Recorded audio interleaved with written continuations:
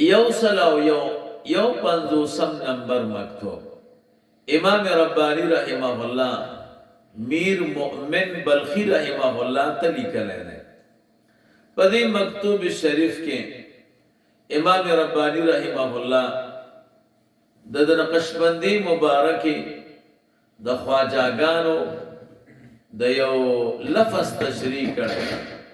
چې هغې ته یادداشت وایي. وایي دغه لفظ دغه اکابر استعمالی د دې څه مقصد دی.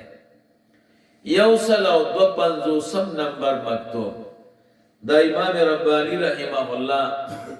شیخ فرید بخاری رحمه الله ته لیکلی دی. دې مکتوب شریف کې امام ربانی رحمه الله فرمائے چې د رسول الله مبارک صلی الله علیه وسلم میں اطاعت بعینه اطاعت د الله تعالی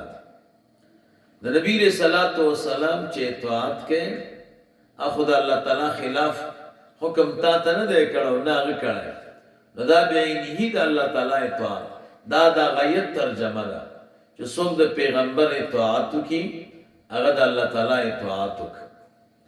یو سل او درې پنځوسم نمبر مکتوب امام ربانی رحمه الله دا لیکلی دی میاں شیخ مزمل رحمه الله. په دې مکتوب شریف کې فرمایي چې خلاصی تام د تعلق د ما سوا الله د الله تعالی نه غیر چې د مخلوق نه پورا خلاصه غواړي نو دا مربوط ته په فنای مطلق سره مکمل بچره د دې عالم دنیا نه ځان فانی وګړي بدن تعلقات بچي بیا بدتا پورا خلاصه راضی د ما سوا الله. یو سل او سلور پنځوسم نمبر مکتوب امام ربانی رحمه الله دا هم لیکلی دی میاں شیخ مزمل رحمه الله او دی ویلی دی پکار دا دی چې سړی د خپل ځان نه تیر شي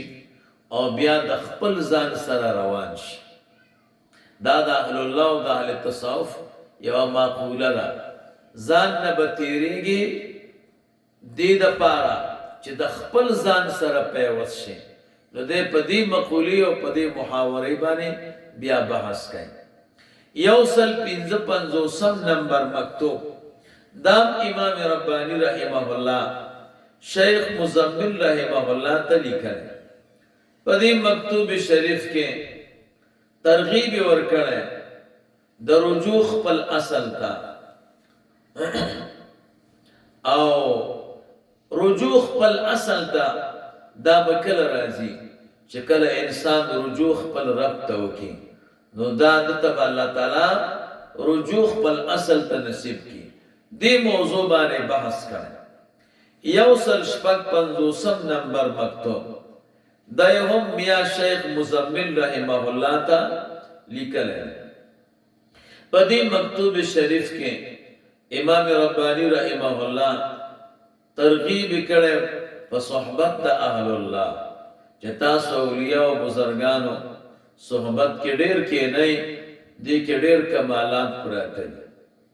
یو سل اووه پنځوسم نمبر مکتوب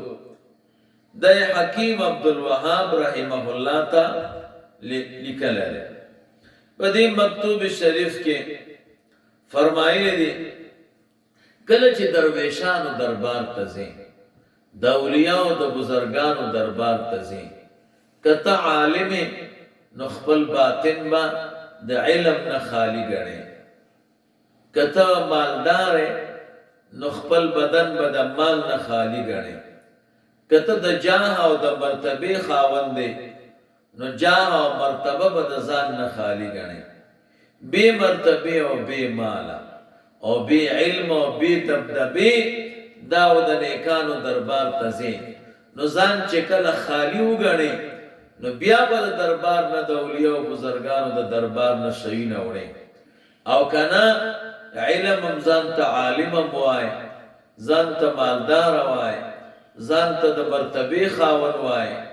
او هغه در سره نو هغه یو قسمه حاجب دی بیا د نیکانو د دربار نه هیڅ شی نشي وړی. یوصل اتا پنزوسم نمبر مکتوب دا امام ربانی رحمہ اللہ شیخ حمید بنگالی رحمہ اللہ تا لکھل ہے پدی مکتوب شریف کے امام ربانی رحمہ اللہ فرمائی چه تفاوت دا مراتب دا کمال دا پا حسب دا تفاوت دا استعدادات دا سرا دا دا سنه دا یو سڑے بڑی رخواریو کی نو دے با پورا کمال تاو رسی بل چه لگ کرے دا نو دا کمال با کمی نا دا اللہ تعالیٰ دا استعدادون تقسیم کرے دی چاکہ دیر استعداد دے نو آغا تا غٹ کمال ورکائیں چاہتا استعداد دا چاہ کم دے آغا تا بیا کم کمال ورکائیں نو تفاوت دا مراتب دا کمال دا پا حسب دا تفاوت دا مراتب دا استعداداتو دے سمر استعدادات چی متفاوت تی دا سے مراتب دا کمال متفاوت زکا پا انسانانو کی دا دمر فرقون رازی کر